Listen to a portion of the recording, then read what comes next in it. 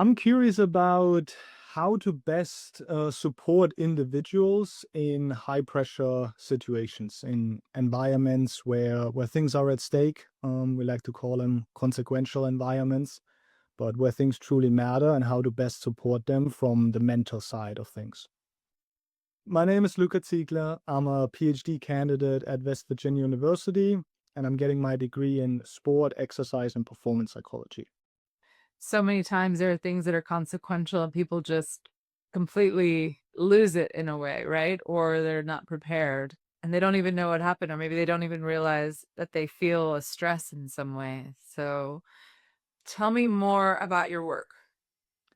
Yeah, I mean, I think what you just mentioned is such a big piece. Is we always think like we got it under control, right? Like we can perform the same way as we did in practice when now the spotlight is on us, right? And I think that very piece of like things matter now, right? The outcome, whether it's a game, whether it's some other type of performance, they matter. They can really throw us through a loop, and so I see my role in helping individuals to prepare for that, so that when that time comes, they can truly show all the hard work, all the preparation that went into that. And so in my current role, I do research on that very aspect and try and help people prepare for that. But also as a mental performance consultant, I have some clients that I actively work with to train these mental skills and to help them through those situations and be better prepared for it.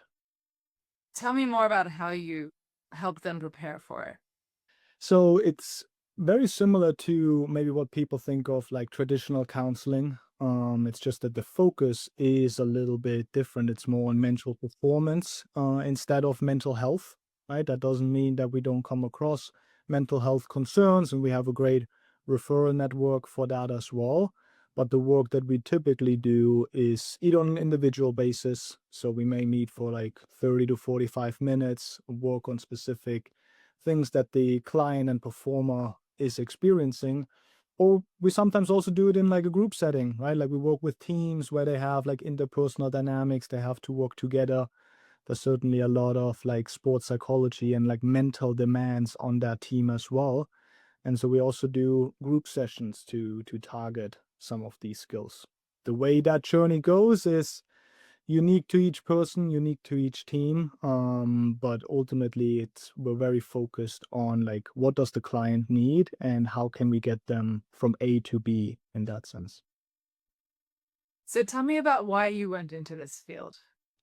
Yeah, I think I had a moderately successful soccer career, so that's part of like how I've always been exposed to sports.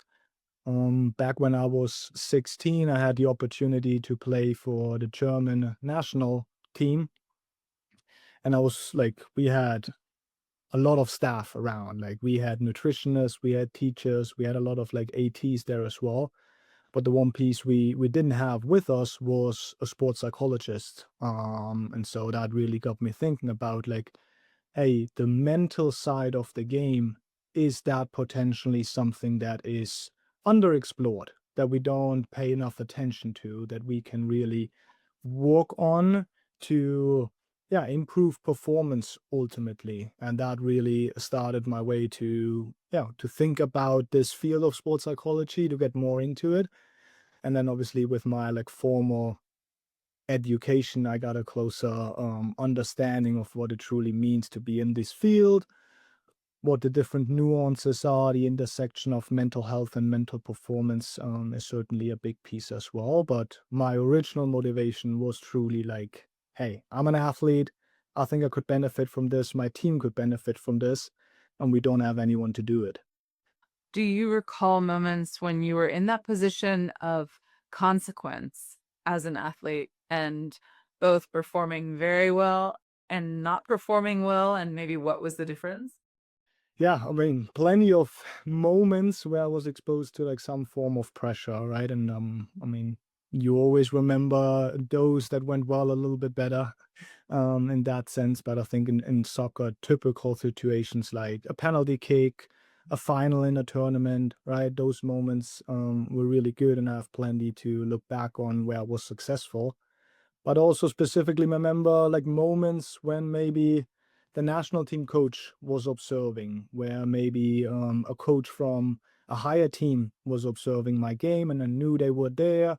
And I kind of felt that pressure of like, today you have to play well. Like today it matters. And sometimes that got in my way. That may have been like moments of anxiety within the game, maybe lack of self-confidence in certain moments.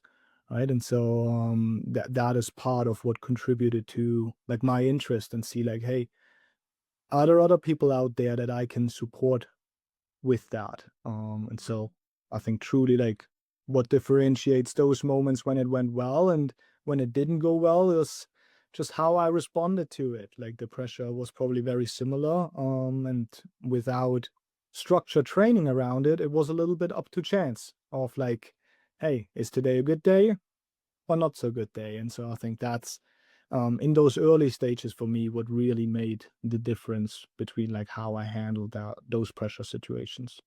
When you're an athlete, sometimes you could probably feel, like you said, today's a good day, today's not a good day. Were you conscious that there was something, or did you at some point realize that there's something that you can do specifically about those moments to make it a good day? Back then, I didn't have the like terminology that I have now for it, but ultimately what I fell back on is probably something that many athletes resonate with, and that was routines. I created my own routines.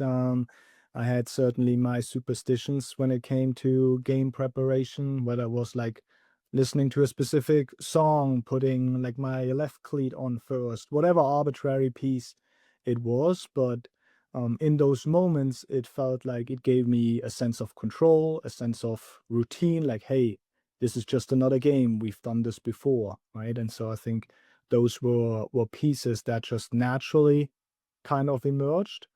I think looking back at it now, there were definitely moments where I could have tweaked it a little bit more. Maybe I could have included some form of imagery in my pre-performance routine, maybe some breathing exercises, depending on what it would have benefited me in those moments. But at that time, it was more just trial and error of how that routine emerged, and then a little bit of like, hey, I did this last time, it worked well, let me do it again. So, does superstition serve a purpose of, like you say, creating kind of a controlled environment in some way that so it's more than just the superstition? Is there science kind of behind it? Yeah, I mean, superstitions can help us, like routines is what we call it, pre-performance routines. They can help us up to a certain point. I think what my research focuses on quite a bit is this idea of psychological flexibility, right? Can we respond to the demands of our environment in a very flexible manner? And I think we can probably see like how routines can also become something very rigid, right? If we have a certain routine and we believe we have to follow it a certain way, otherwise we can't perform well. Well, there might be situations in our pre-performance where it's not possible. Maybe we don't have the time to go through these routines. Maybe a piece of equipment is missing that doesn't allow us to that. And then the question is, how do we respond to that? Is it going to derail our whole performance, or do we have other components that we can rely on? So generally, yes, like pre-performance routines can help us, but there are limits to that, and there's certainly also like a downside to them. Could you tell me about your recent research study looking at flow state and clutch states? Yeah, so one of the things we did is we tracked with collegiate soccer teams over their season how psychological flexibility changes, and then also how those changes are related to their optimal mental states of flow and clutch for those specific games. So one of the pieces that we found is that psychological flexibility doesn't just naturally change. It is something we actually have to work on, and simply exposing ourselves to more and more games, to more and more performances will not do the trick. It's something that we probably need to work with someone to really enhance those skills. That's one big finding, and certainly something that, as someone working in this field, is encouraging. that we can contribute and make changes for athletes. The other big piece is that we do see a relationship between psychological flexibility, so our ability to be open, aware, and engaged, and our ability to achieve some of these optimal mental states, whether that's flow or clutch states.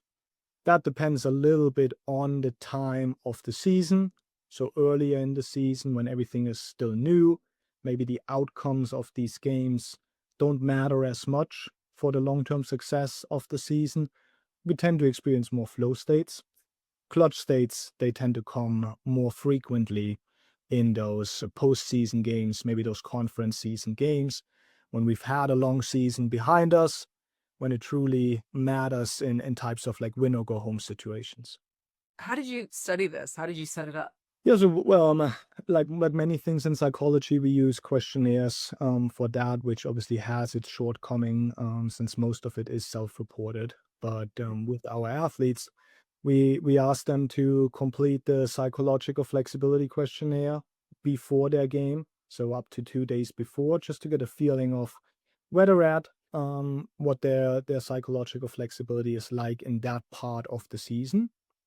And then after the game, we followed up with them and then asked them about what it was like to be in this game, if they experienced any of those states through another questionnaire. And so all athletes got the same statements. They were able to rate to what degree they experienced that in that game. And that gave us a good understanding if they experienced one or maybe even both of these optimal mental states. What about professional, well-known athletes? Do you think many of them have been given this training of how to respond and to be psychologically flexible? It becomes more and more, thankfully. So there's more and more athletes who have had exposure. I think there's some credit due to the coaches who are having an open mind to that type of work and can truly like see a difference. But we also still see many athletes who've never had like a structured training, a structured approach to their mental side of the game. And for many of them, that harms their performance in some way, right? It's always tough to say like to what degree or how much better they could be performing. But unfortunately, we still see it time after time when athletes drop out, when athletes aren't performing quite to the ability. And that's certainly where mental skills training can come in. Now, just like with anything in sports, there is no guarantee to be successful. So it's definitely not the case that if someone spends time with a mental performance consultant, that now they're going to be a gold medal winner and they're always going to be successful and always able to deal with pressure and anxiety. But it certainly gives them a few more tools in their toolbox to manage those demands maybe differently than what they naturally would. So, particularly speaking about soccer or, I mean, the world football, it would be Ronaldo and Messi, right? As some of the two top players. Do you think that they have received support, psychological training of how to get this psychological flexibility? I wouldn't be surprised if they did. I mean, I think Ronaldo has spoken out about having met with a psychologist, especially after he lost one of his children. So I think that was more like on the mental health side. But ultimately, in such big clubs, in those, I mean, they shared the stage of like world soccer for such a long time, competing at the very highest level. I think it's almost impossible to maintain that type of performance without mental skills in some way. Now, where did they learn them from? Unfortunately, I wasn't privileged enough to like be inside there to really know. It may have been a mentor, it may have been a teammate, it certainly could have been a sports psychologist or just a coach as well, who gave them some strategies on how to deal with those moments. But I think both individuals are great examples of being vulnerable, speaking up about the mental demands of the sport, the mental demands of performing at such a high level. So, have you had a client or do you have a case that you could share with us that shows an example of someone that was really struggling with anxiety and was able to work through it by using these techniques and the support, and it's able to use mental skills to get out of it. Yeah, absolutely. I mean, I think most of the clients we work with, we have to keep confidential. But one, we published a case study most recently, so I'm able to talk a little bit about that. Was a female volleyball player who struggled with the yips.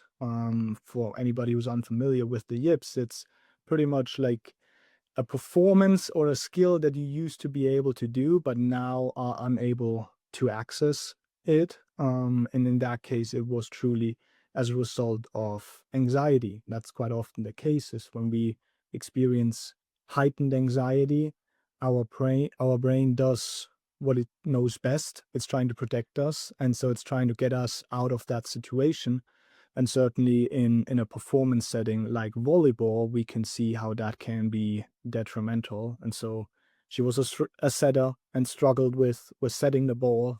So she was always double hitting the ball in certain situations, which back then at the college level still used to be a fault. And so that's something we worked through, right? We first off like opened up this whole conversation about like failure and what does it mean to make mistakes and to maybe come short from our expectations, to create a space where it felt more safe and more comfortable for her brain to like make those mistakes and to really like recognize, okay, in that situation I can make a mistake and I can learn that I will be okay afterwards. Now, that doesn't mean that we want to make mistakes or that we enjoy making mistakes, but that piece of truly like accepting when I try something, it might not go my way and I will still be okay afterwards. That was one of the big pieces there. And then just creating a space and environment for her to explore that. I think I'm always amazed by my clients that I work with, how much resilience they bring to the table, how much strength they have. And so quite often my work just includes creating a space for them to openly and vulnerably explore that, where they don't need to have all the answers right away, but someone who sits with them and walks alongside their journey. In your work, you talk about embracing pressure. What do you mean by that?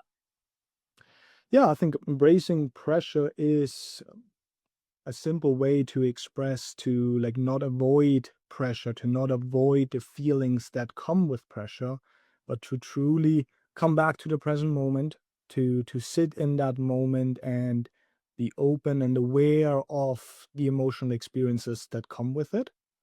Hopefully then we can also create some space from that anxiety, some space from that pressure, so that we can choose how we want to move forward and what aligns with my goals, what aligns with the type of athlete, what aligns with the type of performer that I want to be. And so that first step is embracing the pressure, noticing that it is there, right? I think there are some athletes who try to take on the big game as if it's just another game. And I like to tell them, if this works for you, great, amazing, just treat it like a normal game. But for most of us, it is going to feel different, right? Because they don't come around too often. And so embracing that anxiety, acknowledging and accepting it is the first step in moving forward and still performing at a very high level. How long would you say that it takes people to have the benefits from doing this, or athletes that start implementing this and start embracing the pressure? Does it work pretty much instantaneously when they start doing it, or does it take a little while? Rarely it happens instantaneously. I think if I would be able to do that, I would be getting paid a lot of money to have people just like that. That would certainly be nice. But no, in all seriousness, I'm always surprised by how quickly change can happen in certain moments. Now, we may be working for 6, 7 sessions and really like putting in some of the mental work in facing some vulnerabilities and working on certain skills.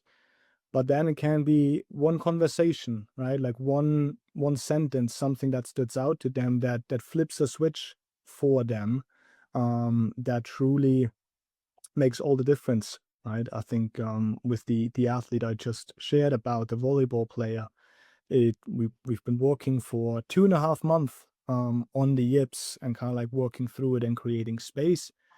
And one day she came up to me and was like, "Luca, I think I found the solution. I don't have to care as much, right?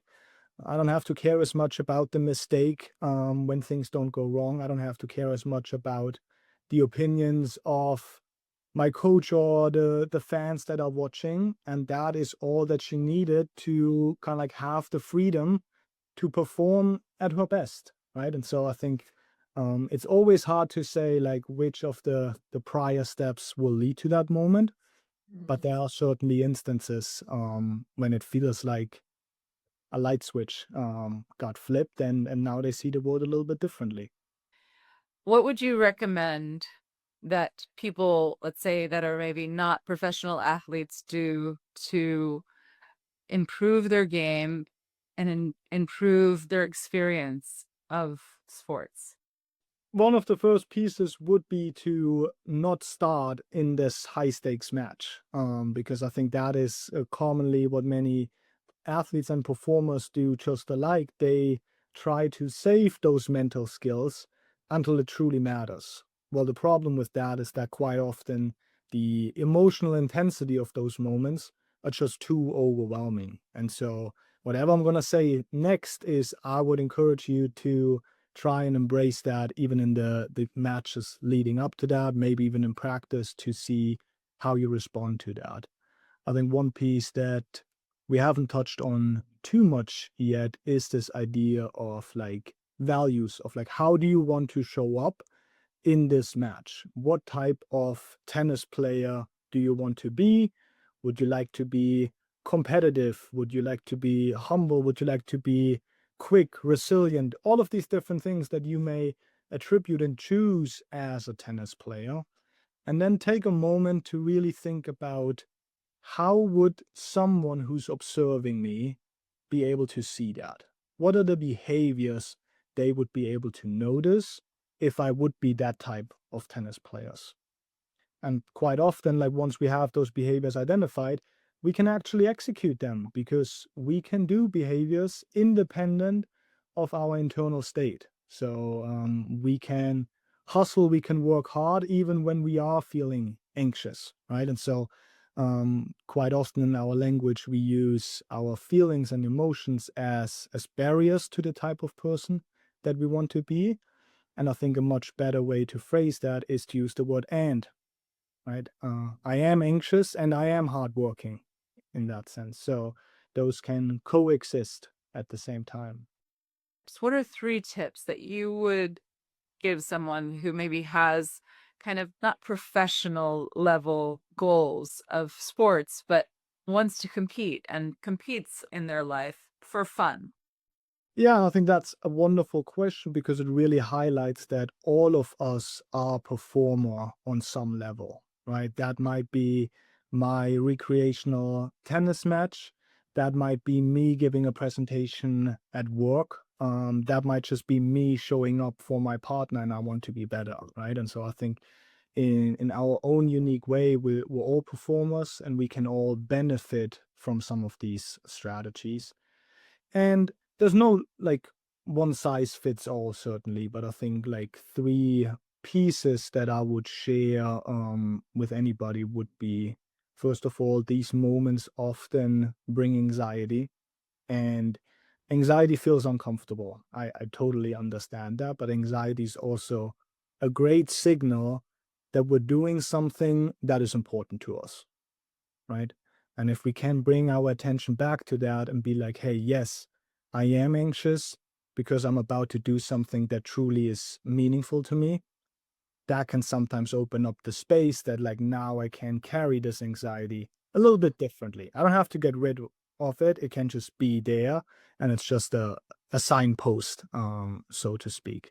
So I think that is certainly one piece that I would share. It's just recognizing it, right? And that's a lot of even maybe psychology is just putting your finger on the issue. That is exactly it, like recognizing it and acknowledging it. I think that's one of the big things that we teach our athletes and our performers, is like some of these inner experiences that we're so used to like fighting and resisting because they don't feel great.